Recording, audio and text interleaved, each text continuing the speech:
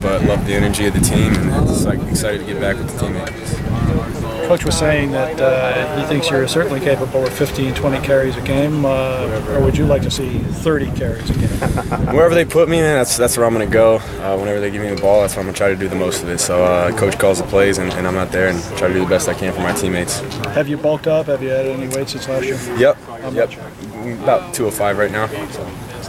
What did you play at last year? Played at like 197. Is that something you figured you needed to do? Definitely. Yeah, I mean, anytime you can get bigger and maintain speed, it's always a good thing. What's the feeling like for you coming in now that you've got a year under your belt, as opposed to last year, wide-eyed and kind of pushing? No, it's awesome. The confidence level is definitely something that's improved.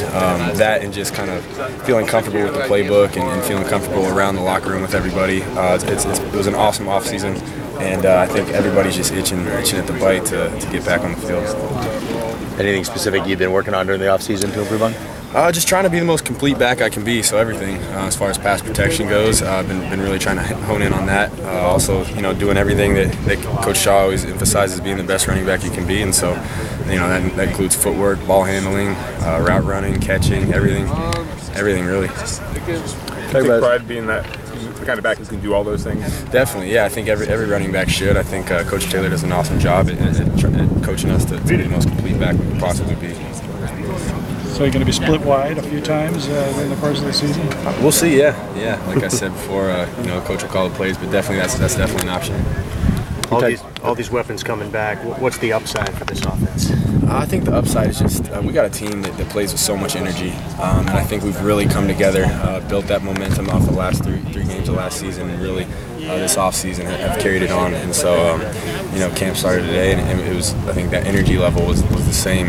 And first day is always a little bit rusty, so there's definitely going to be some things that we can clean up. But I love our talent and I love our camaraderie right now, so I'm excited.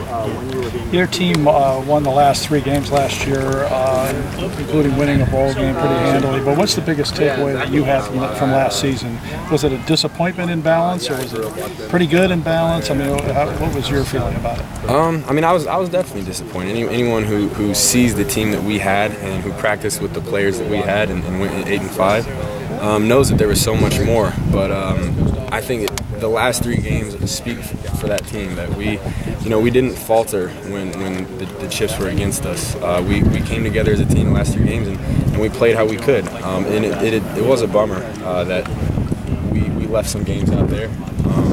But it's something that our older guys and our vets have really tried to pass down to us, and some of the younger guys is that no matter what the adversity, we're going to come back and do our best and look to the next play.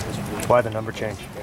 5's my favorite number. I've always had it in high school and just like it, feel comfortable in it. So. Are you faster in it? I feel faster in it, yeah.